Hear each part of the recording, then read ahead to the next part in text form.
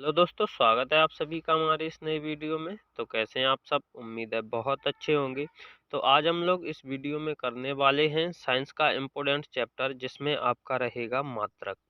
तो इस वीडियो में सारे इम्पोर्टेंट और सिलेक्टेड क्वेश्चन लिए गए हैं। चाहे आप किसी भी एग्जाम की तैयारी कर रहे हैं, अगर आप इस वीडियो को देख लेते हैं तो आपका इस चैप्टर से क्वेश्चन बाहर नहीं जाएगा।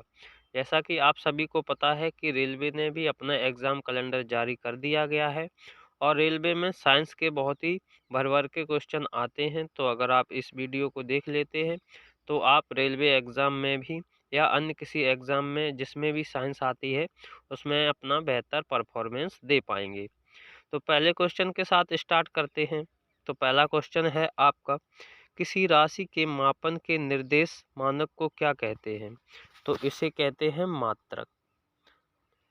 मात्रक दो प्रकार के होते हैं, पहला होता है मूल मात्रक और दूसरा होता है व्युत्पन्न मात्रक। व्युत्पन्न मात्रक वे मात्रक होते हैं जो मूल मात्रकों से उत्पन्न किए जाते हैं। अगला क्वेश्चन है इसी के साथ, क्वेश्चन नंबर 2 आपका, एसआई पद्धति में मूल मात्रकों की संख्या कितनी है? तो ये जो संख्या है ये है 7। कौन कौन से मूल मात्रक या मूल राशियां पहले देख लेते हैं। मूल राशियां होती हैं आपकी लंबाई, द्रव्यमान, समय, ताप, विद्युत धारा, ज्योति तीव्रता और पदार्थ का परिमाण। इनका लंबाई का मात्रक होता है मीटर में, यानी कि लंबाई को हम मीटर में मेजर करते हैं। द्रव्यमान को किलोग्राम में, समय को सेकंड में, ताप को केल्विन में और विद्युत धारा को एम्पियर में, ज्योति तीव्रता को कैंडेला में और पदार्थ का जो परिमाण होता है उसे मोल में मापते हैं। हम ये भी जानेंगे कि मीटर को एम से प्रदर्शित करते हैं, किलोग्राम को केजी से, सेकंड को स्मॉल एस से, केल्विन को कैपिटल के से, एम्पियर को कैपिटल ए से, केल्विन को कैपिटल के से और कैंडेला को सीडी से और मोल को MOL से लिखते हैं। तो उम्मीद है आपको ये पसंद आ रहा होगा वीडियो। आगे बढ़ते हैं। अगला क्वेश्चन है आपका क्वेश्चन नंबर 3, समतल कोण का एसआई मात्रक क्या होता है? तो जो समतल कोण होता है इसका एसआई मात्रक होता है रेडियन और जो घन कोण होता है इसका होता है स्टेरेडियन मात्रक। यह एसआई पद्धति के संपूरक मात्रक हैं। जो रेडियन और घन कोण हैं ये एसआई पद्धति के संपूरक मात्रक हैं। क्वेश्चन नंबर 4 है,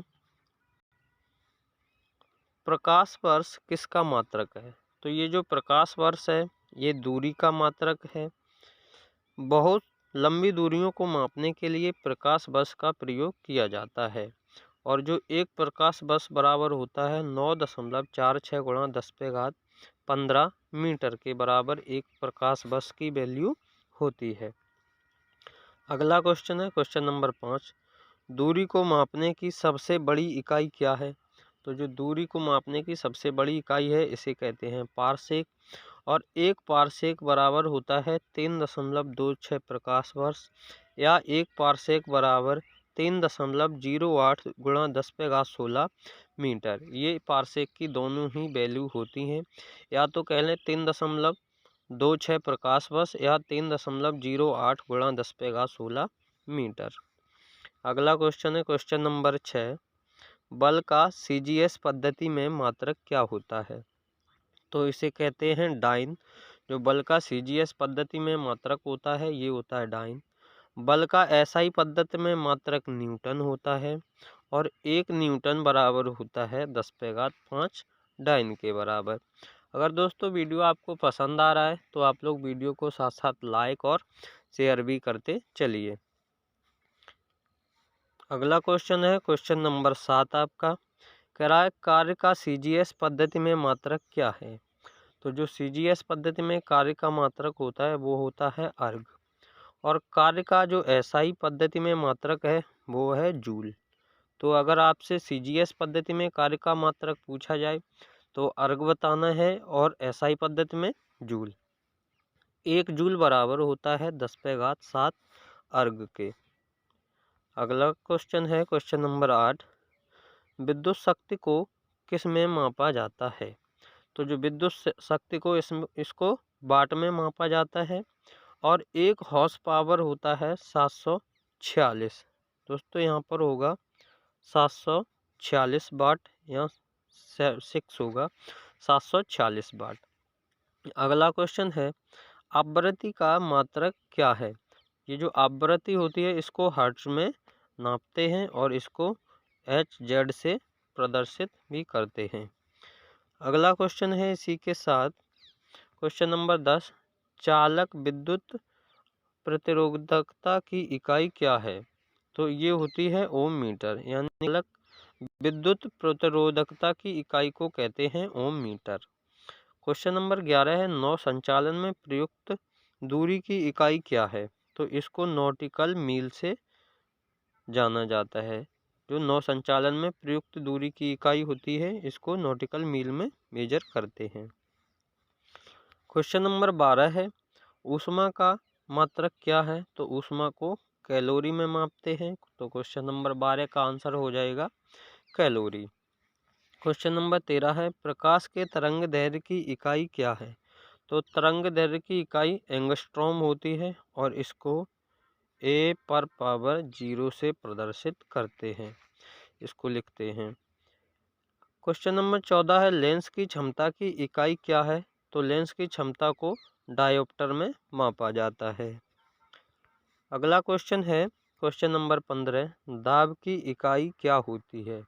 तो जो दाब होता है ये पास्कल में मापा जाता है, क्योंकि दाब का सिद्धांत पास्कल ने ही दिया था।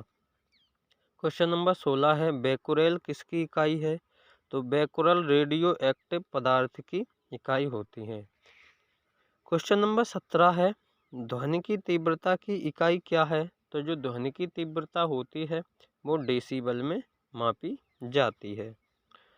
अगला क्वेश्चन है क्वेश्चन नंबर 18 आपका पारिस्थितिक दबाव यानी कि एटमॉस्फेरिक प्रेशर होता है उसकी इकाई क्या होती है। तो एटमॉस्फेरिक प्रेशर को बार में मापा जाता है, तो इसको बार इसकी इकाई हो जाएगी।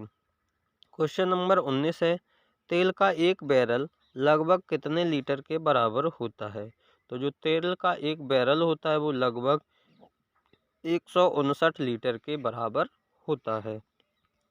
अगला क्वेश्चन है क्वेश्चन नंबर 20 क्यूसेक में क्या नापा जाता है। तो जो क्यूसेक होता है ये जल का बहाव होता है, इसको जल के बहाव को क्यूसेक में मापा जाता है। क्वेश्चन नंबर 21 है रिक्टर स्केल से किसे मापने की इकाई है। यानी कि रिक्टर स्केल जो होता है इससे क्या मापा जाता है। तो इससे नापी जाती है भूकंप की तीव्रता। क्वेश्चन नंबर 22 है ओजोन परत की मोटाई नापने की इकाई क्या है। तो जिससे ओजोन परत की मोटाई नापी जाती है उसे कहते हैं डॉप्सन, यानी कि डॉप्सन इकाई जो है उससे ओजोन परत की मोटाई को मापा जाता है। तो दोस्तों वीडियो आपको पसंद आया होगा, और अगर वीडियो आपको पसंद आया है तो वीडियो को आप लाइक और शेयर भी कर सकते हैं और चैनल को भी सब्सक्राइब कर सकते हैं, जिससे कि आने वाले ऐसे ही शानदार वीडियो आपसे मिस ना हो सकें और ऐसी लेटेस्ट अपडेट आपको समय से मिलती रही। तो थैंक्स फॉर वॉचिंग, और वीडियो को देखने के लिए आप सभी का बहुत बहुत धन्यवाद। तो दोस्तों लाइक शेयर और सब्सक्राइब करना ना भूलें।